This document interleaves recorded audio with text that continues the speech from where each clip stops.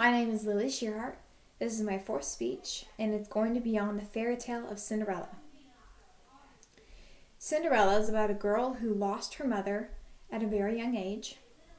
So her father remarried a woman named Lady Tremaine who had 3 daughters, Anastasia and Drizella. Shortly after their marriage, her father died while he was on a trip. He got sick and never made it back home. Cinderella was left with Lady Tremaine and her stepsisters, who treated her horribly. They kept her in rags, put her room up in the attic, and made her a servant. Literally enslaved her. Cinderella had become used to this, so she was never mean. She was just quite nice to them, even though they treated her like this. She had made some unusual friends. They were 2 mice by the names of Jack and Gus. She protected them from the evil stepmother's cat, who always tried to kill them. One day, an invitation was sent out to all of the maidens in the kingdom.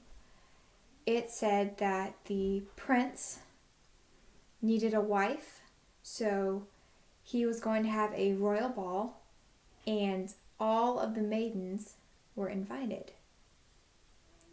Immediately, the stepmother and her daughters started preparing for the ball. On the night of the ball, Cinderella thought she'd be able to come, so she got dressed up. And when she came downstairs, she had a beautiful pink gown that was her mother's. Lady Tremaine was confused on why she thought she could come, because she obviously wasn't going to invite her. So Cinderella was like, "No, I'm going to come," said everyone was invited. And by that comment, the stepmother and stepsisters tore her dress till it was almost falling off. Cinderella ran outside crying.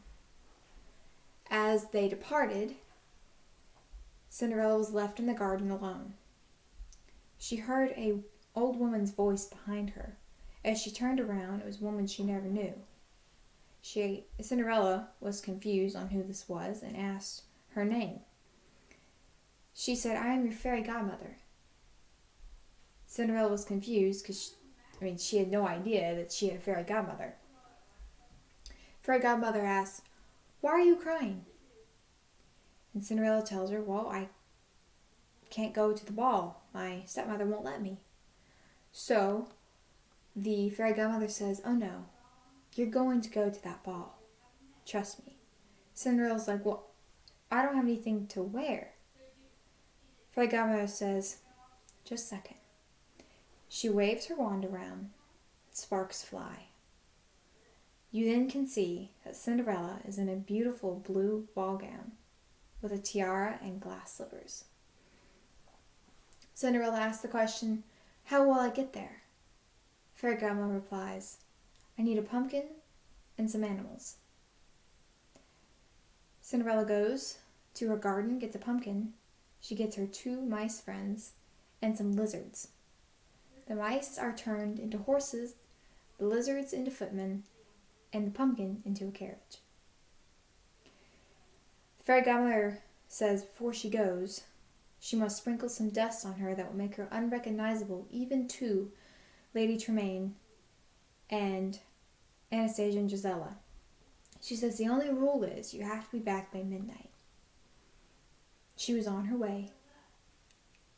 When she gets there, the doors are opened, and immediately all eyes fall on Cinderella.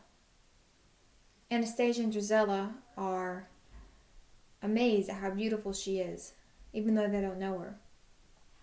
Prince Charming, you could immediately see that he was shook by her appearance.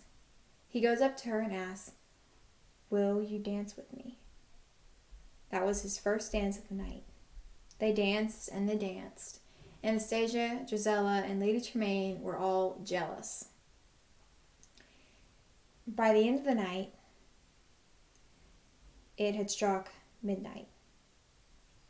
Cinderella lost track of time. So she yells, "Oh no, I have to go home. I've been out too late." She runs out the door, and as she's ascending the steps, the prince follows her and says, "Wait, wait, I don't even know your name." Cinderella does not look back, but as she's ascending the steps, her slipper falls off her foot. She gets into the carriage, and she's on her way. Before getting home, the carriage starts to turn back into its normal state. Just before she gets home, she's once again back in rags. She quickly runs to the door, cleans herself up so it makes it look like she's been there all along. When the stepmother and stepsisters come to the door, all they could talk about was how beautiful that random girl was. Cinderella was smiling, so Lady Tremaine knew something was up. She went up into the attic, where Cinderella's room was. She searched through her things and found the glass slipper. As Cinderella comes through the door, Lady Tremaine has it in her hand, and when she asked Cinderella what it was, Cinderella didn't know what to say, so Lady Tremaine broke it into little pieces by throwing it. A knock could be heard at the door, so while Cinderella was left on the floor crying, the stepmother went down to check who it was. It was the Duke and his men, who had come to have all the maidens in the kingdom try on the glass slipper. The prince that night had set out, "Every maiden shall try on the slipper, so he can find her." The stepmother had every one of the girls tried on, except Cinderella, which the Duke did not know she lived here. Of course, she didn't fit, so as they were leaving the house, they heard a girl singing. They immediately forced their way back inside, went up into the attic, and found Cinderella. When she tried the shoe on, it fit perfectly. She was then taken back to the kingdom, where she would happily marry Prince Charming and live a long life together. This concludes my speech. I hope you enjoyed.